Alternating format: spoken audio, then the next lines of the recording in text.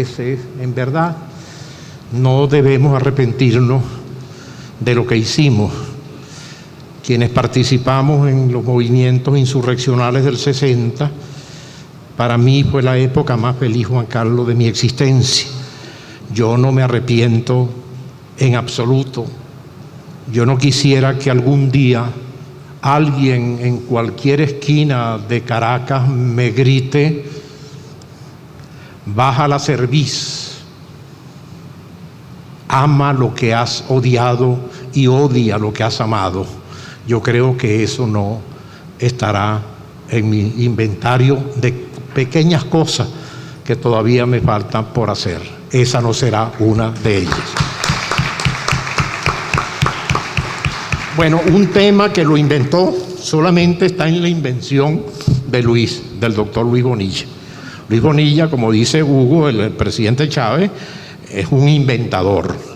Es verdaderamente, en los estudios que yo he realizado en América Latina, no he conseguido, o sea, como cuestión orgánica, movimientos o propuestas de subversión de un orden social por parte de grupos de educadores, o sea, como movimiento de educadores, sí de individualidades, sí de personalidades que de alguna u otra manera marcaron toda una época. Quizá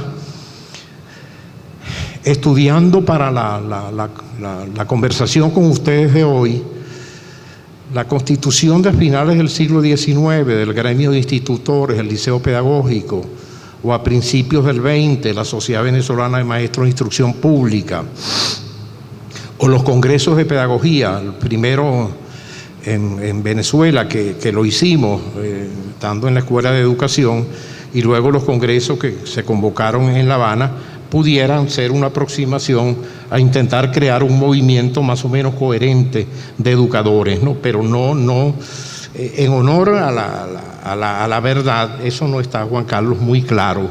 Eso sería un aspecto que tendrían que estudiarlos ustedes en su maestría, ¿no?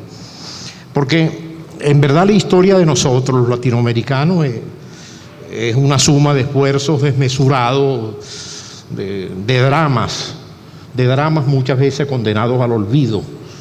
O sea que la peste del olvido todavía existe entre nosotros. Por eso es que una actividad como esta es tan importante para quitarle, ¿verdad?, el controlador a la nostalgia, ¿no? Y disparar nuestros pensamientos y nuestros recuerdos.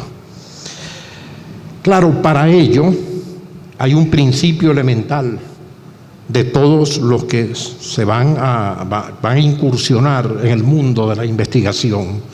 Es que el investigador tiene que ver la realidad más allá de la realidad misma. Razón tenía el viejito Marx cuando decía: si las cosas son tal como nosotros las vemos, ¿qué sentido tendría la ciencia? Y el Franchute Bachelard dirá después: solo hay ciencia del oculto. Y es verdad, si todo lo que vemos es la realidad, ¿para qué vamos a investigar? Entonces, al revés, tenemos que buscar esos elementos importantes que ocultan a la realidad misma.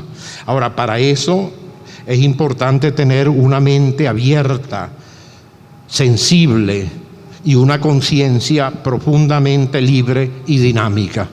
Sin esos elementos no es posible abordar este problema.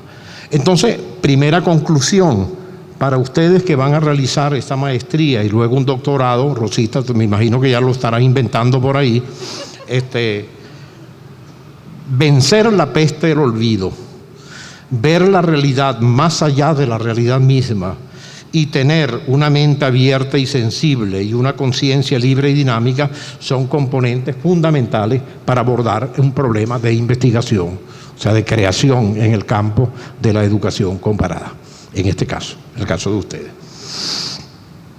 Ahora, claro, para abordar los problemas de la investigación en el campo de la educación comparada o en cualquier otro campo, lo primero es clarificar lo que se denomina el problema del método. O sea, el método O sea, cómo abordar el problema, a mí me parece que es fundamental. Entonces ustedes tienen que hacer mucha insistencia en el estudio del método. Fíjense que no digo el método científico, digo el método, para dejarlo ahorita a ese nivel. O sea, no, cuando digo el método, no estoy haciendo sinonimia con el método teórico formal, no, estoy hablando del método en abstracto. Ahora, yo en lo personal, y aquí tenemos que hablar es de nosotros, ¿no? De nuestra experiencia, donde nos equivocamos en las cosas. Fíjense que a mí de golpe me da rubor, me da pena estar frente a ustedes, porque yo no tengo maestría, yo no tengo doctorado, y darle clase a compañeros que van a ser maestros y doctores es un compromiso muy serio, ¿no? O sea, yo la otra vez me decía un compañero que yo no podía ser jurado de un doctorado porque yo no tenía el doctorado y la tesis doctoral era sobre mí, pero yo no podía ser jurado. Y es verdad, porque es muy incómodo escribir sobre uno mismo, ¿no? Por eso es preferible escribir sobre una mesa, ¿no? Porque eso escribir sobre uno mismo es un poco, coño, ¿verdad, Juan Carlos? Es un poco complicado, ¿no? Entonces, yo por lo regular abordo el problema de la siguiente forma, ¿no? El trabajo, ¿no? En primer lugar, yo trato de ubicar el escenario internacional donde se está realizando un hecho, una situación, inclusive cuando voy a estudiar a un autor, el escenario intelectual, internacional. Lo que muchos denominan con una palabra verdaderamente fea, que llaman el contexto particular o la escena particular, lo que está sucediendo en la región donde él desarrolla su actividad o donde se está desarrollando ese hecho, y la historia intelectual de ese autor o de ese mismo hecho. Ese es un conjunto de problemas, o sea, que yo trato de abordar en un primer momento. Yo les recomendaría, aunque esto no es mala educación hacerlo, pero yo les recomendaría un trabajo mío que se llama Modelos de Análisis de los Sistemas Escolares, o sea, el primer volumen, el primer tomo de y uno que publicó, eso lo publicó la Universidad Central de Venezuela, pero los Heraldos Negros, que se llama Escrito sobre Educación, donde yo más o menos trato de perfilar esa metódica de trabajo, ¿no? El otro elemento es que a mí me gusta caracterizar, y eso, fíjense, yo tuve la suerte, la suerte de conocer, de trabajar desde muy joven con uno de los pensadores más interesantes, Juan Carlos, de América Latina. En ese momento yo estaba terminando de salir de la universidad como estudiante en educación, pero en ese momento estaba en efervescencia una crítica a la observación participante y no participante. O sea, ahí se estaba desarrollando una discusión muy interesante, inclusive a nivel en los países anglosajones, pero también en América Latina, muy influenciado por estas tendencias que venían de los trabajos de Mao Zedong en prefacio y epílogo de las investigaciones rurales y los trabajos de Nguyen Giap en Vietnam, ¿no? O sea, el cuestionamiento a la observación participante y no participante. Yo me refiero a ese monumento, a ese gran creador, lamentablemente murió hace muy poco tiempo, Orlando Falsborda. Con Orlando yo puedo considerarme un alumno un poco desventajado, ¿no? Porque ojalá yo hubiese podido aprender todo lo que Orlando sabía. Pero Orlando, cuando iba a estudiar una situación, inclusive en el libro clásico de él, de la historia doble de Colombia, ¿no? O sea, la historia doble, él partía por caracterizar el orden social, o sea, lo que él denominaba el orden social, y le cito lo que Orlando decía, Orlando Fal. Él decía que el orden social, fíjense, es el conjunto de formas de vida actuante que se manifiestan en una sociedad durante un periodo histórico a través de mecanismos conformados por elementos socioculturales. O O sea, esto es, claro, muy polémico, o sea, abordar este problema, sobre todo los investigadores en el terreno de las ciencias sociales. Aquí tengo Juan Carlos, aquí tengo uno y están otros compañeros en el salón, pero él a lo mejor acotaba una caracterización que nos lleva a creer que ese orden social está conformado por valores sociales, por normas sociales, por organización, por técnicas. Entonces, subvertir eso es un elemento importante en los procesos de cambio y de revolución, subvertirlo. Entonces, aquí es donde entra el problema de los educadores. Si los educadores verdaderamente han realizado un tipo de trabajo como organización de subversión del orden social, es decir, de destrucción y de reconstrucción del orden social, porque hay un elemento que cuando se destruye en esta fase se destruye y se construye, siempre en lo que fue destruido quedan vestigios de lo anterior.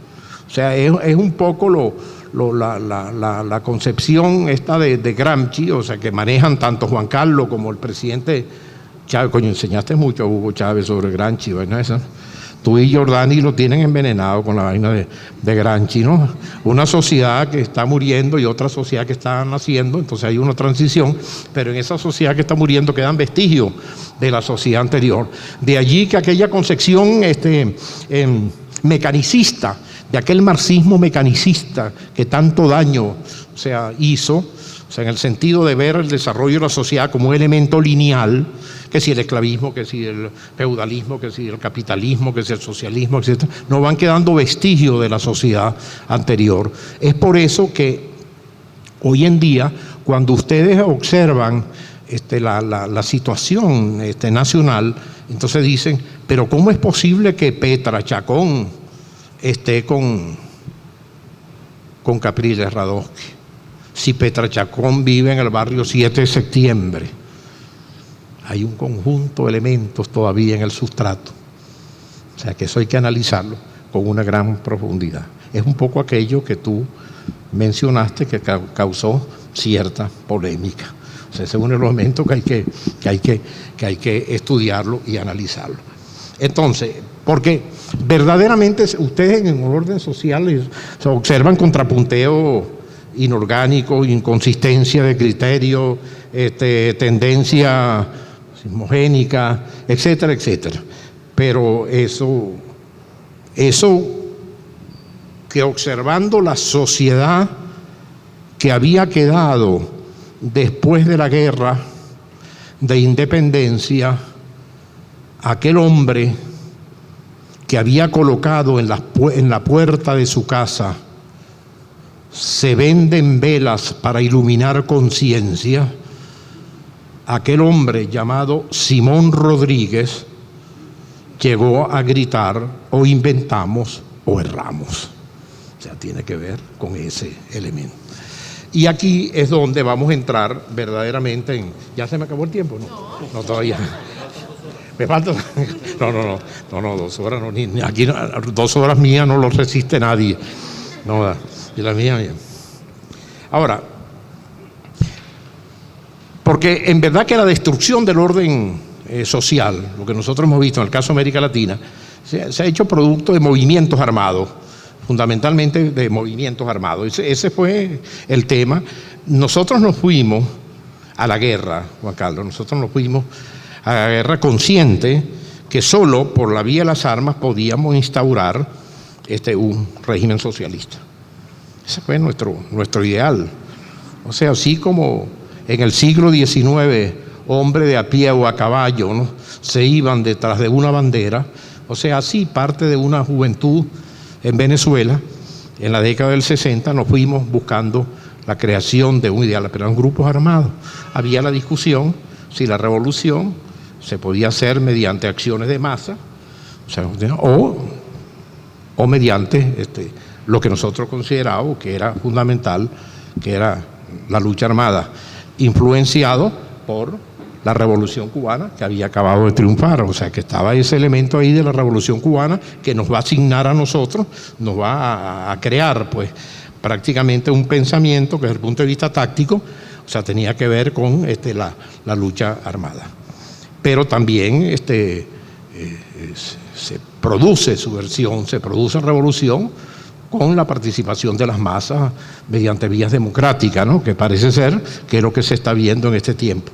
Para nosotros, Juan Carlos, es dificilísimo, Luis, y tú también, es dificilísimo entenderlo, o sea, que es una ruptura muy fuerte en nuestro pensamiento. Entenderlo que por la vía democrática podíamos crear, o sea, sociedades socialistas o que se aproximen a un cierto socialismo o que sean mucho más igualitarias, porque los poderes, o sea, que existen en una sociedad son tan fuertes que de golpe son un impedimento.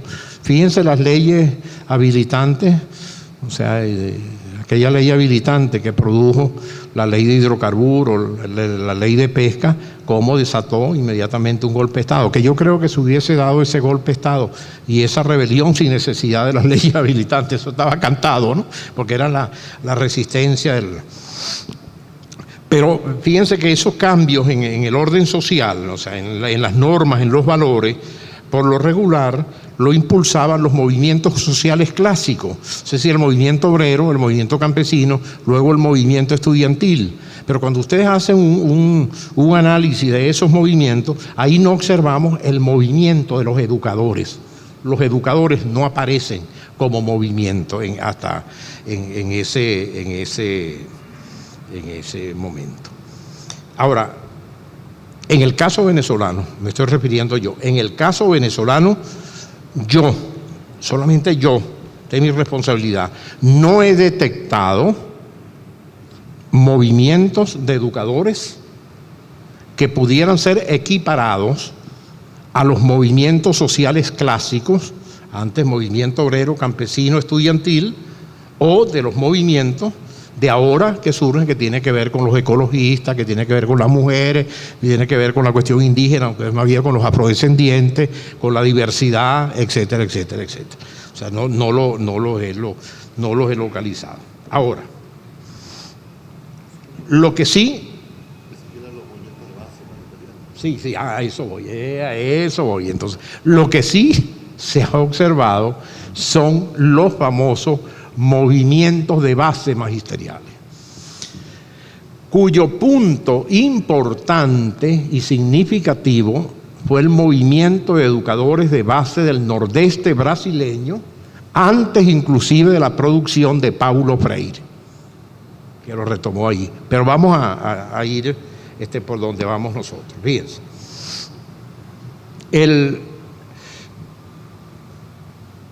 digamos que vamos a hacer una excepción, lo voy a dejar nada más mencionado: gremio de institutores, liceo pedagógico, congreso de pedagogía, primer congreso de pedagogía, lo vamos a dejar allí para retomarlo después. Fíjense, vean lo que pudiera ser una reacción contra el orden social, pero fundamentalmente con unas normas, con unos valores que en ese momento eran dominantes. Fíjense, muy elemental, se lo voy a colocar muy elemental, en la Venezuela colonial. Fíjense, en 1780, Juan Agustín de la Torre, un maestro, lo que propuso era crear una cátedra de matemática en la Real y Pontificia Universidad de Caracas, hoy Universidad Central de Venezuela. Era enseñar matemática. Eso rompía el orden, los valores, las normas, etcétera. No fue posible. Carlos Millón, o sea, que estaba en un pueblito que yo no sé qué esa vaina, ese pueblo como que desapareció, se llama Santo Domingo, en el estado Guárico, propuso a su vez crear una cátedra de física, que se diera una cátedra de física en la universidad, porque él quería venir a la universidad a estudiar. Eso no fue posible. Pero más escandaloso fue la propuesta del padre Baltasar de los Reyes Marrero, quien en 1790 también aprobó porque él era profesor, era clérigo y profesor de la universidad, enseñar en la universidad álgebra, aritmética y geometría.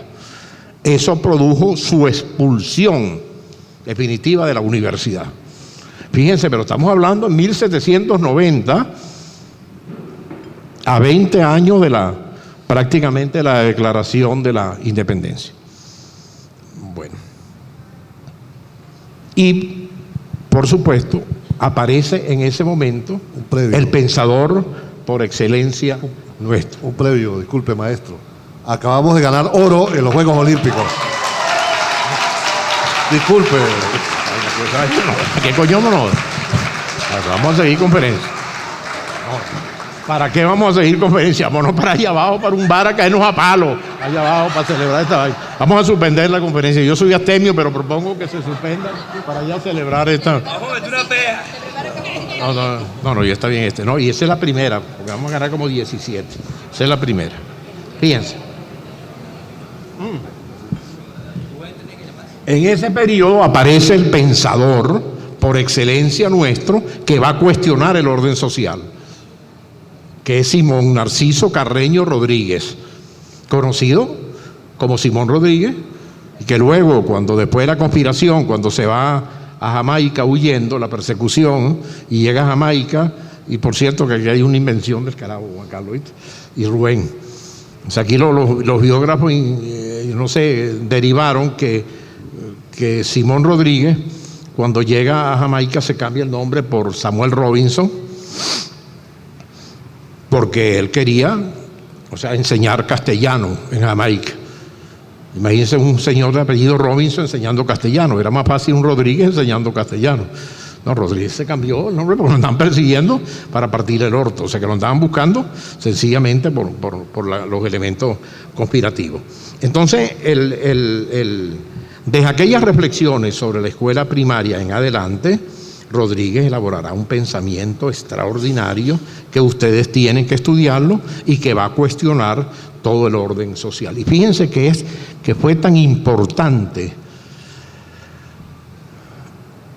Yo hice un estudio sobre la educación, la ciencia y el positivismo en el siglo XIX venezolano.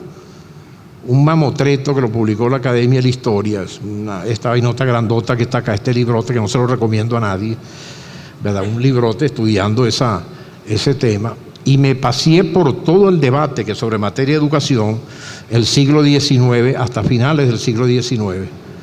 Y fíjense, ni en aquellos, Rubén Reynoso, ni en aquellos debates tan sabrosos que tuvieron Tomás Mármol, Antonio Leocadio Guzmán, etcétera, sobre la educación laica, fíjate, ni tampoco en el Congreso Pedagógico, como veremos más adelante lo que fue ese Congreso Pedagógico, hay un ausente, alguien que no lo mencionan nunca en todo el siglo XIX, Simón Rodríguez. Simón Rodríguez, para los venezolanos, desapareció. Así había sido la impronta, el cuestionamiento al orden social, en primer lugar colonial, y luego el instaurado después, ¿verdad?, de la destrucción de aquel pensamiento y aquel accionar bolivariano de crear una gran nación. Después de haber sido destruido todo aquello, aquel hombre fue borrado. Lo retoman en el siglo XX. Lo retoma el viejito Rumazo González cuando hace su biografía y recopila las obras completas de Simón Rodríguez, y luego cuando Arturo Uslar escribe La Isla de Robinson, y entonces ahí comenzó hasta el momento en que se le ocurrió al presidente Hugo Chávez, por recomendaciones de Luis y de Rubén Reynoso. O sea, ellos fueron los que le recomendaron a Chávez de que aquí había una vaina que se llamaba un árbol de las tres raíces, y en ese árbol de las tres raíces estaban Bolívar, ¿verdad?, Rodríguez y Zamora. O sea, bastó con que el presidente Chávez, porque fue verdad, lo estudió en profundidad, esto tiene una gran fuerza, estudió a Rodríguez, Hugo estudió a Rodríguez, pero en profundidad. Entonces, cuando surge con una gran fuerza aquel pensador tan extraordinario como es Rodríguez, que todavía nos asombra cuando nosotros estudiamos su obra. Sí, no, es impresionante. Entonces, fíjense, claro, Ya en 1863, aquí hay un personaje que la historia nuestra ha olvidado también, que es Valentín Espinal, Edgar. Fíjate, Valentín Espinal es un hombre que viene de Europa y crea el gremio de artesanos, o sea, él lo llamó Gremio de Obreros y Artesanos de Caracas. Creó ese gremio y publicó inclusive un periodiquito con un título extraordinario. El título se llamaba El Obrero. Lo publica con el título del Obrero. Él organiza eso, ¿no? En el 66, en 1866, fíjense que está por aquí Valentín Espinal con sus artesanos y lo que entre comillas denomina obrero, que no había tal clase obrera, pero bueno, que lo denomina. Llega a Venezuela traído por Guzmán, un gran científico alemán, Adolfo Ernst. Y entonces Ernst crea la Sociedad de Física, de Ciencias Físicas y Naturales, y crea el Museo de Ciencia Natural. Ernst viene con la impronta, viene con la carga de difundir en Venezuela las tesis del evolucionismo. Es en ese periodo en el cual tiene la aceptación de quien lo trae, que es Guzmán, porque Guzmán tiene además en la universidad a un hombre de la talla de Rafael Villavicencio, que está ahí, que lo tiene así como Rubén Reynoso en Boquecaño, lo tiene ahí colocado. A Rubén, fíjense, a Rubén, en este caso Rafael Villavicencio. Entonces, fíjense, están Valentín Espinal con sus artesanos y está en el movimiento intelectual la creación de la Sociedad de Ciencia Física. Bueno, que ustedes dirán, pero ¿qué tiene que ver eso? Están allí, se están conformando. Pero en 1893 hay un hecho que ustedes, compañeros que van a hacer investigación, se tienen que partir el alma estudiándolo. Yo les recomiendo toda lo que sería la hemerografía del siglo XIX, de 1891 a 1900. Fíjense, en 1893 hay unos tipos que participan en la Comuna de París, caen presos y los llevan a una cárcel que estaba en Cayena, aquí mismo, en la Guyana, en Cayena. Y los tipos se escapan de Cayena y llegan a Venezuela. A Venezuela llegan, fíjense bien, a Venezuela llegan Bruno Rusner, Henry Wilhus y Anton Pickel, y crean la primera asociación de trabajadores socialistas en Venezuela. Un año después se arma un alboroto en Caracas porque comienzan a aparecer peticiones para constituir gremios de trabajadores. Entonces viene la petición del gremio de tipógrafos, del gremio de panaderos, del gremio de músicos.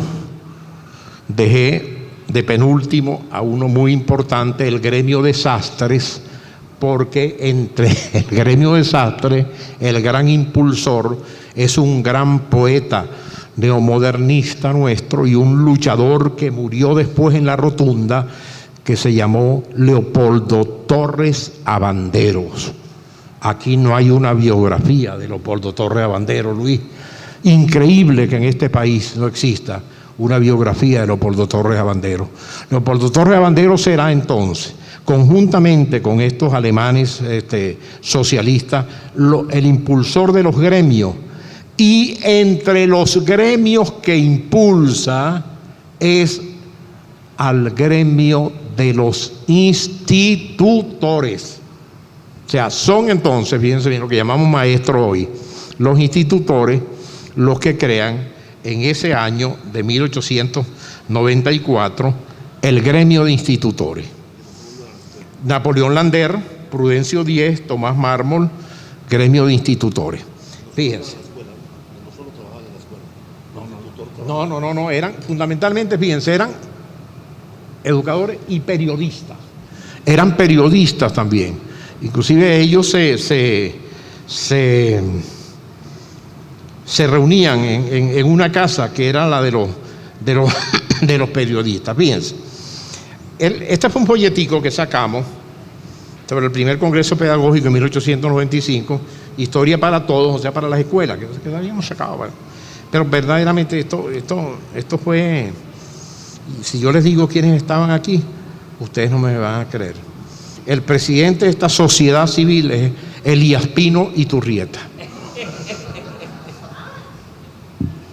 Elías Pino Iturrieta era el presidente. Rafael Estrau, Aristides Medina Rubio, Pedro Calzadilla, que llegó ahora ministro de Cultura, Pedro Calzadilla. Era un grupo muy plural, pero... No, Pedro, el padre del ministro, pues Pedro, que es el editor de Tierra Firme, junto con Aristides Medina Rubio. Y entonces era un grupo, fíjense bien, de lo que en ese momento, yo le estoy hablando, fíjense bien, yo no le estoy metiendo cobo a ustedes para que ustedes vean.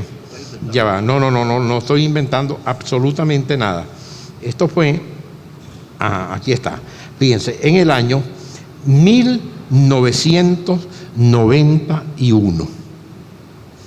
En ese momento, este grupo se consideraba progresista, que estaba con los cambios profundos de Venezuela. Fíjense, habíamos publicado Deidades prehispánicas de Venezuela, Rafaelito Estrabo, que yo no sé cómo se hizo Rafael, me dicen que anda por Barquisimeto, por ahí.